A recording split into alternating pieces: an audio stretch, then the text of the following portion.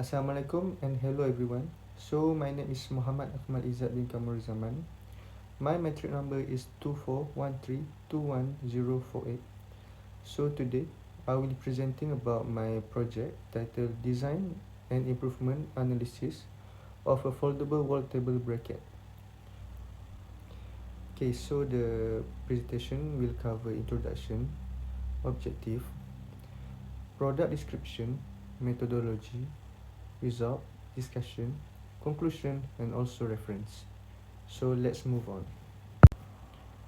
As we know, foldable wall table brackets are commonly used to save space, especially in office, apartment, and even dorm. So the table is supported by foldable wall table bracket, which carry the weight of the table and also the applied load during use. If the bracket is not strong enough, it may experience high stress and excessive deformation, which can lead to structural failure and safety issues. Therefore, a static structural analysis using ANSYS was carried out to study the structural behavior of the bracket and to improve its design. So, the objective of this study are to analyze the structural behavior of a foldable rollable bracket under static loading using ANSYS software. Second, to identify areas of high stress and deformation in the original design. Third, to improve the structural performance by applying design modifications. Fourth, to compare total deformation, equivalent von Mises stress, and factor of safety between the designs. And lastly, to evaluate the effectiveness of the design improvement. So, the product analyzed is a foldable wall table bracket used to support a wall-mounted table. It is designed to provide structural support while allowing table to be folded when not in use. So, the bracket consists of three main components. First, wall mount plate. Second, folding arm. And third, table support plate. These components work together to carry the applied load safely. Okay, so we move on to the methodology. So as you see, this flowchart shows the overall methodology of the study. The process begins with 3D CAD model creation, followed by importing the model into ANSYS software. Then, material properties are assigned, the mesh is generated, and contact modeling is defined. Next, boundary condition and loads are then applied before running the static structural analysis. And lastly, two design improvement, the thickness modification and also geometric modification are applied, and the analysis is repeated and result are compared.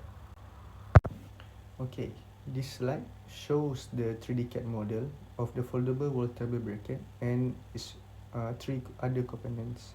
Okay, as you see, this is the model drafting of assembly foldable wall table bracket. Okay, next we go to material properties. So the material that I use in this study is stainless steel. The main material properties applied are first Young modulus, which is 193 GPa or gigapascal. Second, Poisson ratio 0.27, and lastly tensile yield strength, which is 205 MPa or megapascal. Stainless steel was chosen due to its strength and suitability for structural applications. So we move on to meshing configuration. So I use tetrahedral mesh with an element size of 2.0 mm. So for the original bracket, there are approximately 62,000 of nodes and 29,000 of elements. So I use try and error method to get a final accuracy of the meshing. Then contact modeling. So I use bonded contact to all connected parts, because I assume there is no relative motion between the contact surface, which represent rigid connection in the bracket. Okay, so boundary condition. A fit support was applied at the back of the wall mount plate, as you see in this picture, and this represent the bracket being firmly attached to the wall. So all translation and rotations at this location are restrained. Okay, next, loadings.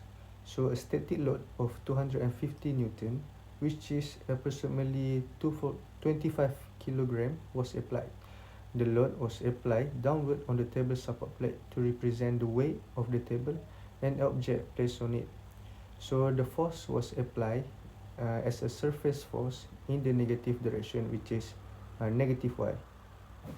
Okay, so after machine configuration, contact modeling, applied boundary condition and also loading, I made a two modification of my original. First, thickness modified design. So in the thickness modified design, the bracket thickness was increased by 2 millimeters. So it's aimed to increase stiffness and also reduce deformation. So as you see, this is my design of thickness modified. So the mesh of the design consists of approximately 102,000 nodes and 41,000 elements. So this is model drafting of thickness modified design. So next, my second improvement or design, which is geometric modified design. So for the geometric modified design, I add an additional folding arm to the original one. So this modification helped to reduce concentration stress and also distribute the load. So the mesh consists of 80,000 nodes and approximately 37,000 elements. Okay, so this is the geometric modified design model drafting. Okay, so we move on to next subtopic, which is result. So there are three types of result that we are going to discuss. First, maximum equivalent von Mises stress. Next, maximum total deformation, and lastly, factor of safety. Okay, next we are going to discuss about the maximum stress. So for the original design, the maximum equivalent stress is 90.462 MPa. So the location occurs at the joint between the table support plate and folding arm. So for the thickness modified design, the stress is reduced to 54.939 MPa. However, the critical location remains at the same point. And lastly, for the geometric modified design, the stress is further reduced to 40.838 MPa. So the location shifts to the U-shaped notch, indicating improved load distribution. Okay, next, maximum total deformation. For original design, the maximum deformation is 0.26197 millimeters. It occurs on the end of support. And then for the thickness modified design, the deformation decreased to 0.121048 millimeters, and the location occurs at the same place as original design. And lastly, the geometric modified design is further reduced to 0.030978 millimeters, and the deformation occurs on the U-shaped notch. Okay, next we move on to factor of safety. So for the original design, the minimum FOS is 2.2661, and it occurs at the joint between the table support plate and folding arm.